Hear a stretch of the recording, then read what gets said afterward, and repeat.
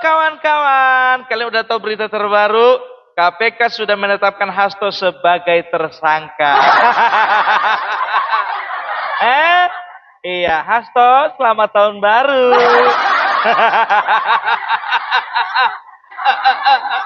Kalian tengok dulu di sini ya. Aku lagi menikmati liburan, Hasto lagi menikmati mimpi buruk. Ya, ternyata berita terbaru ini sudah berseliweran beberapa hari yang lalu. Dan tahu kalian apa respon PDIP? Ya, respon PDIP melalui juru bicaranya Ciko Hakim mengatakan bahwasanya politisasi hukum semakin kuat. Semakin kuat. Udah tahu pasti ke situ ujung-ujungnya, ya. Ketika nggak berkuasa, dibilang politisasi hukum semakin kuat. Waktu masih berkuasa, nggak ketahuan tuh politisasi hukum. Bukankah waktu kalian masih berkuasa, politisasi hukum lebih kuat daripada sekarang? Sudahlah, biarlah waktu yang menjawab semuanya itu. Dengarkan kata Bapak Jokowi, biarlah waktu yang menguji. Inilah waktunya yang tepat. Makanya aku bilang, tapi aku minta tolonglah dulu. Harusnya KPK, penetapan Hasto sebagai tersangka itu, lewatkan kian dulu tahun baru. Biar sempat dulu dia menikmati liburan. Nggak kasihan kalian batin seorang ayah. Ya, dan penetapan Hasto sebagai tersangka ini semakin kuat ketika apa? Ketika diperiksa Yasona Lauli. Makanya aku bilang sama kalian, ya, kalian tengok di danau ini. Kalau bicara danau berarti mancing. Kemarin masih ingat tak kalian analogi yang kukatakan itu? Ya, kenapa yang namanya Harun Masiku belum ditangkap-tangkap? Ya, karena ketika mancing, kita mancing pakai cacing yang dapat ikan sepat. Ikan sepat itu kita bikin jadi umpan untuk mancing ikan haruting atau ikan gabus atau ikan lele. Nah, ikan lele itu digunakan untuk sebagai umpan hidup memancing ikan toman. Nah, kalau ku bilang Harun Masiku itu cuma ikan sepat. Gitu loh, ya. Nah, inilah ikan gabusnya itu si Hasto. Tenang kalian, masih ada ikan toman yang belum kena pancing.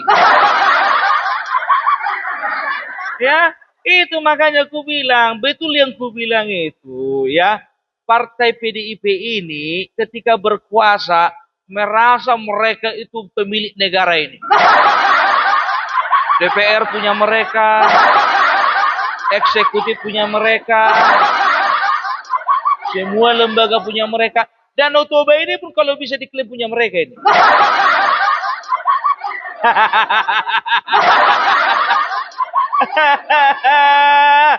Aduh, jadi makanya aku bilang, ya tolonglah dulu ya.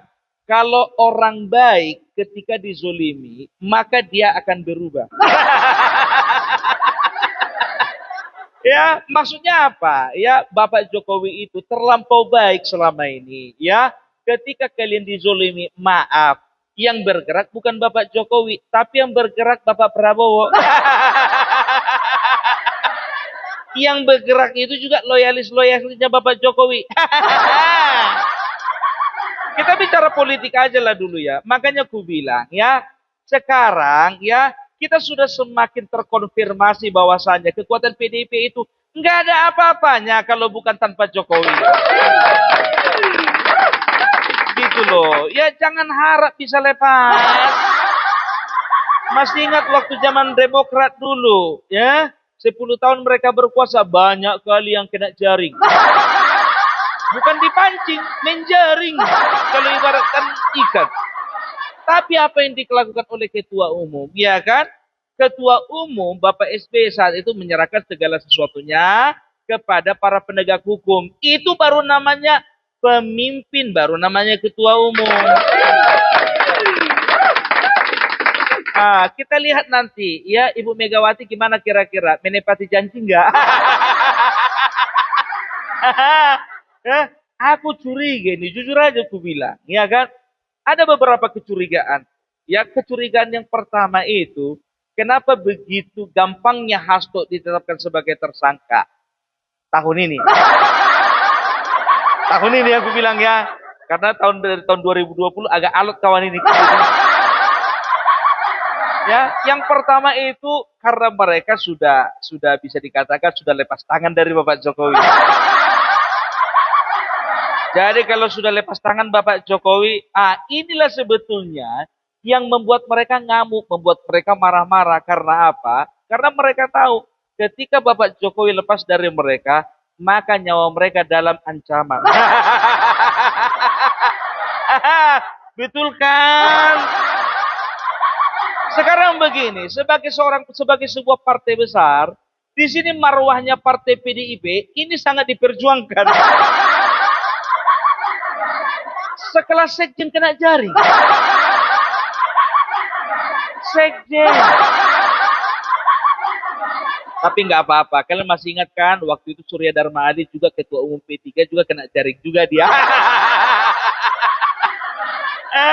Jadi jangan pernah katakan bahwasannya di Indonesia ini ada yang kebal hukum. Nggak bisa kalian katakan seperti itu. Apalagi ketua KPK yang sekarang itu Setio Budianto itu. Oh, lebih kalah itu dari Firly Bahuri. Biasanya ketua KPK kalau diangkat, itu kinerjanya itu bagus itu. Biasanya di awal-awal kalau orang naik posisi performance-nya dijaga. Tapi jangan kelamaan, kalau bisa setahun aja. Karena kalau kelamaan, contohnya nanti kayak Firly Bahuri, ya kan? Dikit-dikit, di Kompas. Tadinya ketua KPK berubah jadi tukang kompas. Ya, jadi ada beberapa. Jadi kalau aku bilang kecurigaan memang betul itu yang pertama. Baru yang kedua kan begini, di dalamnya itu kalian yakin atau tidak yakin, percaya atau tidak percaya, ya. Ini kan di dalam PDIP ini kan ada dua kubu kan, bisa dikatakan kubu paling kuat. Taruhlah katakan terserah kalian lah menerjemahkannya ada 2, 3, 4, 5 kubu terserah. Ya tapi ada dua kubu yang paling menonjol yaitu kubunya Hasto dan juga kubunya Puan Maharani. Ya. Kalau kata orang ya Hasto itu orang kepercayaan nomor satunya Megawati, benar. Tapi apakah Megawati lebih percaya kepada orang lain daripada kepada putrinya sendiri? Kan begitu? Jadi mungkin saja Hasto itu ada berencana untuk mengkudeta.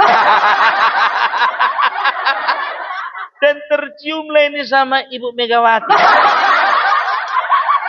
Ini tebak-tebakanku aja ya. Tapi di depan umum, di depan para pendukungnya Hasto ini banyak pendukungnya. Seolah-olah Megawati ini betul-betul pasang badan sama Hasto. Padahal sebetulnya dia ingin buang badan. Kalau misalnya disuruh pilih, apalagi sebagai seorang ibu, dia pasti lebih pilih anaknya daripada Hasto. Iya kan? Kalian tengok dulu banyak kan yang lewat-lewat ini. Tapi satu pun jet ski-nya ini gak ada yang warna merah. Oh ada yang merah tapi tenggelam. Aduh, makanya aku bilang. Jadi dari kemarin kalian sudah diingatkan ya untuk partai PDIP. Jadi kalian itu sudah banyak pihak yang mengingatkan ya, dan juga sebetulnya Bapak Jokowi sendiri pun kalau bisa kukatakan ya, Bapak Jokowi itu pun sudah wanti-wanti sebetulnya ya. Dia itu kenapa belum ada niatan dari Bapak Jokowi untuk memulangkan KTA? Karena dia sebetulnya masih menjaga perasaan teman-temannya yang masih ada di PDIP. Contoh Mbak Puan ya, Mas Bambang Pacul dan segala macamnya kan begitu. Tapi ya itulah dia ya, aura negatifnya itu lebih besar keluar daripada aura positif.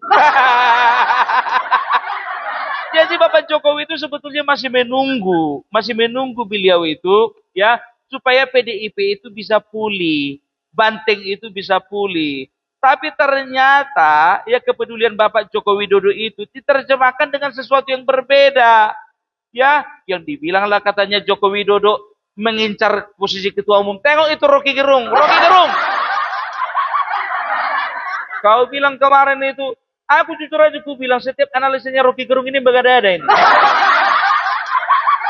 11 12 sama si Hasto selalu mengucapkan tahu kalian beberapa waktu yang lalu apa dikatakannya? Mereka katakan bahwa Jokowi itu rencana ingin merebut kursi ketua umum. Ku bilang sama kalian, untuk saat ini ya kursi ketua umum PDIP nggak terlalu laku, nggak terlalu menjual. No,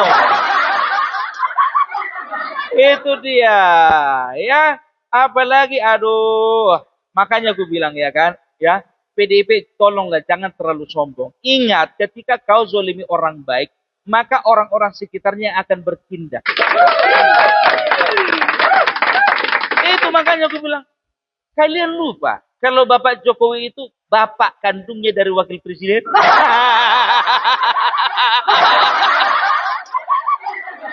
Dan dia itu masih bestinya presiden.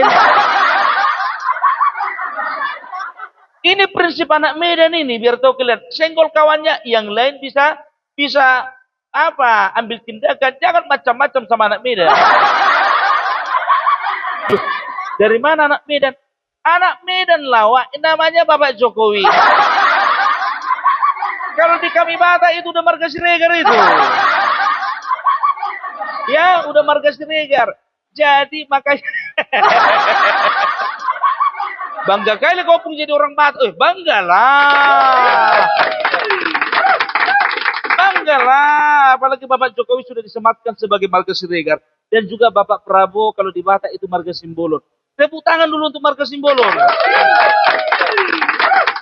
Apa? Makanya orang ini lupa. Ya, selain dia itu presiden ke-7, bapak kandungnya wakil presiden, dan bestinya presiden sekarang, gimana pun juga dia itu masih punya power. Ya, walaupun dia tidak punya posisi, beliau itu mempunyai tingkat approval yang tinggi dari masyarakat Indonesia. Sebesar 80,8%. Tidak main-main. Kau kira kaleng-kaleng itu? Jadi udah terbukti kan, Jokowi bisa besar tanpa PDIP, tapi PDIP nggak akan bisa besar tanpa Jokowi.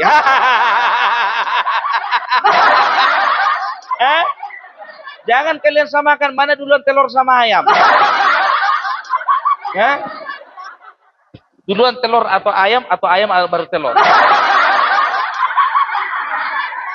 Mak, kena puntra aku, Bah. Gak apa-apa, namanya juga di pinggir laut, pinggir danau kan.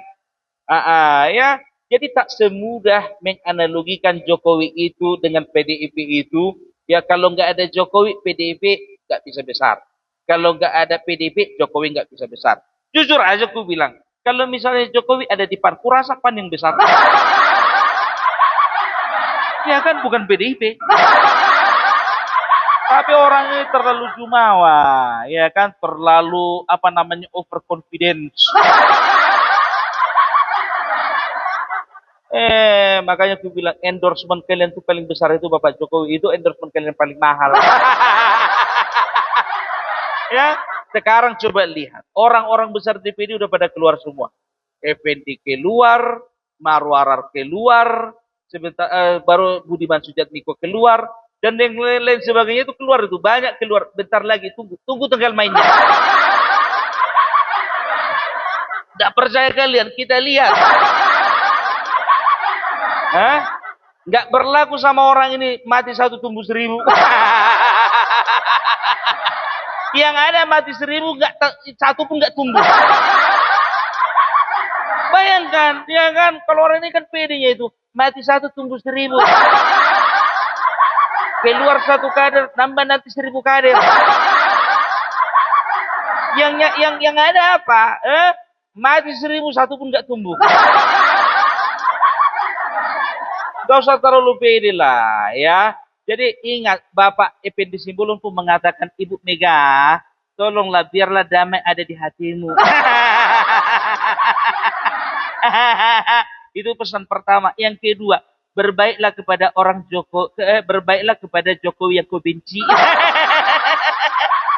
Coba dari kemarin itu contohnya berusaha dia berbaik-baik untuk sama Bapak Jokowi, nggak kayak gini jadinya kan? Oh, jadi maksudmu Bung? Maksudmu apa Bung? Maksudmu kalau misalnya Bapak Jokowi baik-baik sama Megawati, berarti Hasto nggak ketangkap? Nggak juga. Hah? Itu coba sekarang secara hitung-hitungan, yang namanya Hasto, ya, itu sudah 2 kali dia itu 2 periode jadi sekjen, ya. Sekarang begini, kutanya dulu sama kalian, apa rela dia berhenti? Otomatis yang dia incar itu posisi di atasnya. Apa posisi di atasnya? Ya ketua umum lah. Ya kan? Itu apalagi dia masih muda. Masih tinggi ambisinya itu, ya. Nah, jadi kalau ku bilang sama kau Hasto, ya, sekarang sudah tanggal 24, ya. Itu sekitar 7 hari lagi, ya, kita akan merayakan tahun baru, ya kan? Kalau memang kau ditangkap sebelum tahun baru, bawa lah banyak-banyak bajumu. Iya, pesankan kue yang paling enak.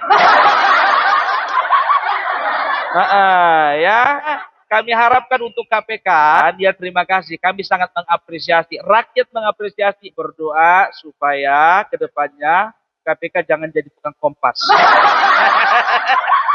Iya iyalah. Tapi aku yakin ya Bapak Prabowo itu pasti memilih orang-orang yang paling tepat. Kalau ada orang yang nggak cocok, nggak satu visi, nggak sejalan sama dia, gas. Jangankan tingkat pusat biar tahu kalian, tingkat desa aja. Nggak tahu kalian ada berita 700 kepala desa dikirim ke KPK. Mudah-mudahan kepala desa kami nggak ikut ya. Karena kepala desa di tempat kami sekarang statusnya PJ.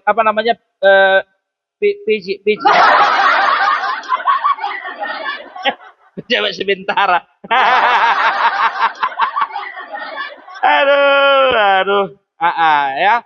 Dan ingat kata Bambang Pacul sekali lagi, jangan pernah kalian jahati orang baik. Itu ya. Jadi bagi kalian yang benci sama Opung Parpelak, hati-hati, jangan kalian jahati orang baik.